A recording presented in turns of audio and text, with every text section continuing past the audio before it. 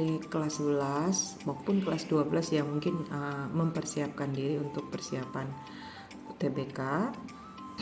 Materi yang kita bahas kali ini adalah tentang kumpulan sel pada hewan yang tentu saja membentuk jaringan. Kita langsung saja, jaringan hewan itu apa saja macamnya ya. Jadi yang pertama, adik-adik harus tahu dulu nama-nama jaringan hewan yang tentu saja berbeda dengan nama-nama pada jaringan tumbuhan.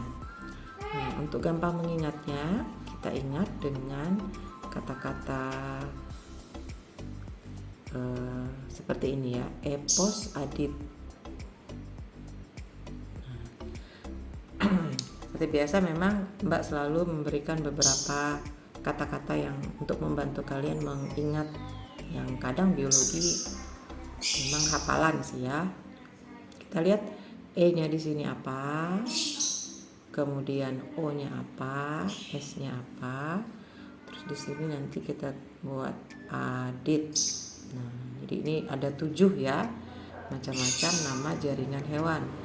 Epi-nya di sini, epi ini adalah tentu saja epitel, kemudian O-nya adalah otot, S-nya tentu saja saraf, A-nya ini adalah adiposa yang suka disebut dengan nama jaringan lemak, D-nya adalah darah, kemudian I-nya adalah ikat, T-nya adalah tulang. Jadi pada tubuh manusia yang karena memang terkelompok sebagai hewan, kita memiliki kumpulan sel dengan nama-nama 7 ini.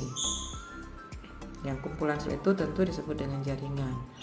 Kemudian ini kenapa dipisah menjadi 2 kelompok? Karena ternyata 3 macam jaringan ini dengan 4 macam jaringan ini punya ciri khas.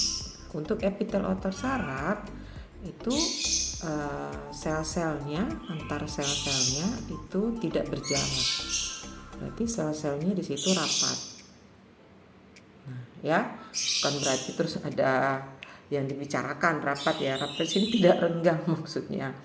Nah, akibatnya sel-sel pada kelompok ini itu di antara selnya tidak memiliki zat yang nanti diistilahkan dengan matrik negatif. Itu berarti tidak ada ya, tidak punya matriks. Jadi misalkan ini sel, ini sel, ini sel. Nah, matriknya nggak ada. Matrik itu zat-zat di antara sel ini. Itu ya. Berarti ini kebalikan. Untuk yang adit ini kebalikan. Berarti sel-selnya di sini lawannya rapat. Nah, sel-selnya di sini longgar. Berarti berjarak-jarak ya. Selnya berjarak-jarak. Kemudian sehingga antar selnya ini butuh penguat. Yang tadi namanya kita sebut matrik. Sehingga nanti kita akan bahas tentang jaringan berempat ini tentu berdasarkan zat matriknya. Jadi zat matrik ini adalah zat pemisah sel yang sebenarnya nanti tentu memiliki manfaat sebagai penguat selnya yang longgar tadi. Jadi kalian tinggal bayangkan kalau misalkan kita buat gambar sel-selnya, ini ada sel, ini ada sel, di sini ada sel. Nah, maka yang namanya matrik itu zat-zat yang ada di sini. Ini kita namakan matrik. Nah, ini kita namakan selnya. Ini ada intinya ya. Oh, jadi kayak gambar orang. Nah, ya gambar orang apa gambar apa ini? Ya, jadi kira-kira gambarnya gitu ya adik-adik ya, jaringan pada tubuh kita. Nah, untuk kali ini kita bahas dulu yang 3 pertama, yaitu yang dianya tidak punya matrik, sel-selnya rapat. Kita mulai dulu dari jaringan yang pertama, namanya epitel. Kita mulai dulu dari epitel. Epitel ini adalah jaringan yang selalu biasanya dibahas di awal-awal ini ya, di awal-awal pelajaran. Kenapa? Karena memang dia adalah jaringan dengan yang memiliki ciri dia selalu di permukaan organ. Jadi misalnya permukaan permukaan usus, permukaan jantung, permukaan ginjal dan sebagainya, ini akan ada epitel. Jadi epi itu artinya atas. Sehingga kalau dia berada di permukaan organ, tentu saja nanti fungsinya secara umum, bayangkan aja ya, karena dia di permukaan, maka fungsinya secara umum tentu saja sebagai, kalau dia di permukaan berarti paling luar ya, atau paling luar ya, kita tulis di sini paling luar organ, maka tentu saja dia jadinya melindungi, atau kita bahasakan dengan proteksi, sebagai pelindung. Kemudian fungsi lainnya, ini dia berperan sebagai, karena dia paling luar nih ya, tentu saja zat-zat yang ada kita butuhkan supaya bisa masuk ke dalam tubuh dan atau organ tentu masuk lewat jaringan ini. Jadi kita buat di sini fungsinya sebagai tempat masuknya zat dan tentu saja tempat keluarnya zat. Keluarnya di sini kadang bahasanya di soal adalah sekresi zat. Nah, gitu. Ini fungsi utama dari sebuah jaringan epitel. Sehingga kalau memang ini rusak pada tubuh ataupun organ kita, maka fungsi ini jadi tidak berjalan. Salah satu contoh, kita mengalami diare. Kalau diare itu usus besar kita yang mengalami gangguan. Nah, yang dirusak adalah epitel usus besar. Akibatnya perlindungan terhadap usus besarnya rusak, yang harusnya air diserap oleh usus besar jadi enggak. Makanya kita jadi diare. Volume air pada kotoran kita jadi lebih banyak. Nah, beberapa soal UTBK menanyakan macam-macam dari epitel ini karena dia ternyata bentuknya berbeda-beda. Nah, ada yang berbentuk pipi, ada yang bentuknya pipi, tapi berarti dia seperti ini ya. Nah, ini, dan cirinya dia pakai perekat di bawah, namanya membran basal, membran basalnya. Kemudian si macam yang kedua itu namanya adalah kubus. Nah, yang misalnya yang merah ya, kubus ya bentuknya kotak-kotak. Ingat dia tadi rapat, tidak punya matrik intinya, sehingga nanti di bawahnya ada basalnya. Basal itu dasarnya untuk dia melekat. Kemudian yang ketiga bentuknya silinder. Nah, kalau silinder berarti jadinya dia ini ya. Nah, ini tinggi-tinggi begini. Ini intinya. Ini basalnya. Jadi ciri khasnya dia punya alas di bawah untuk tidak mudah gampang lepas. Dan ini pun ternyata ada yang selapis, lalu ada yang berlapis. Berarti ada yang satu lapis, ada yang berlapis-lapis. Nah, biasanya yang ditanya di soal-soal itu tempat ditemukan. Misalnya pipi selapis di mana, kubus selapis di mana, silinder selapis di mana. Dan lebih cenderung ditanya yang selapis ya, karena kalau berlapis logikanya tentu dia jadi melindungi. Pasti jawabannya gitu biasanya atau sebagai pengeluaran. Nah, yang selapis ciri khasnya ya ini. Jadi semua yang selapis ini fungsinya adalah tempat masuk zat. Semua yang berlapis secara umum sebagai proteksi. Secara umum ya, walaupun beberapa nanti ada spesifikasi lain. Jadi kita lihat di sini. Kita bahas pertama dulu yang epitel pipi selapis.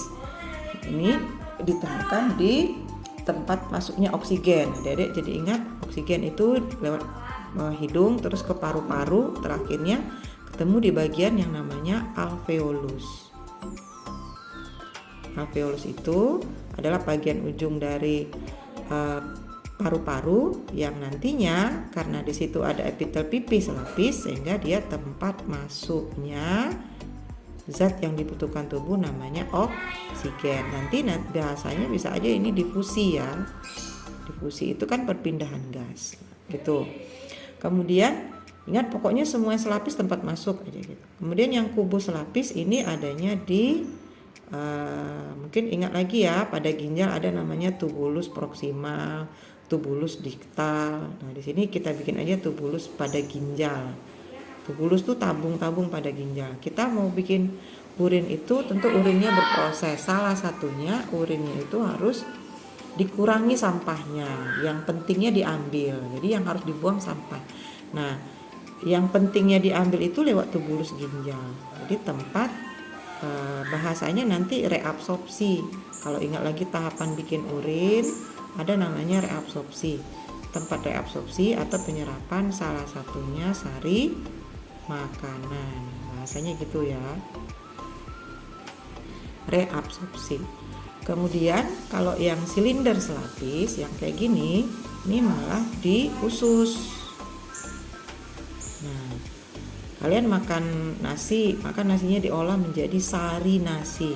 Maka sari nasi itu akan masuk di permukaan usus gara-gara ususnya punya epitel silinder satu lapis. Jadi di sini bahasanya nggak pakai re, tapi pakai absorpsi.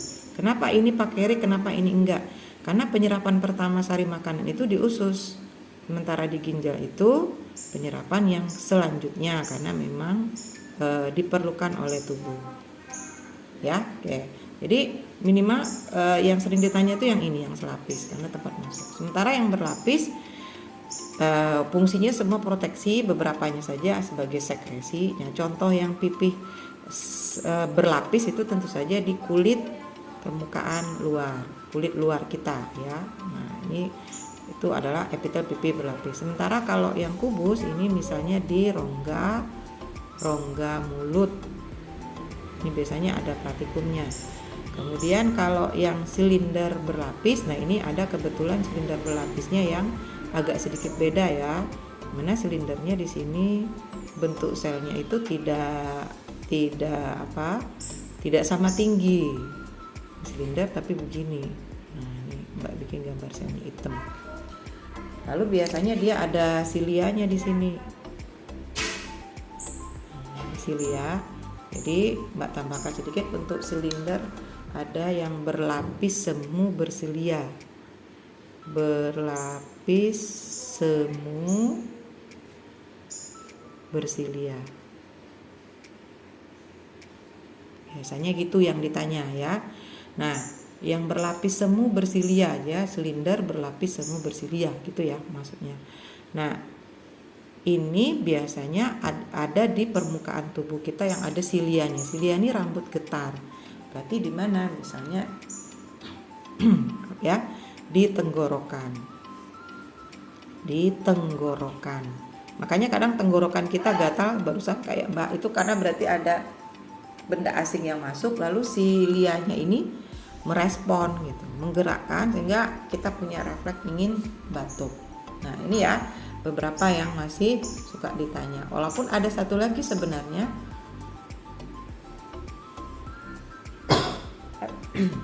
ada satu lagi sebenarnya jenis epitel namanya epitel transisi. Kalau transisi itu berarti dia berubah, transisional. Dia berubah-ubah. Nah, awalnya dia pipi seperti ini. Kan nanti dia bisa berubah menjadi kubus. Ini adalah pada alat tubuh yang berubah volumenya ya. Jadi dia tidak berlapis, dia selapis. Nah, contohnya itu adalah di kandung kemih. Di kandung kemih. Ya. Di beberapa soal UTBK kemarin ada yang menanyakan tentang fungsi epitel. Nah, ini berarti ya ada juga yang menanyakan ini yang di usus namanya apa gitu. Nah, oke, itu untuk jaringan epitel. Ya, nanti kita lanjutkan untuk yang jaringan berikutnya.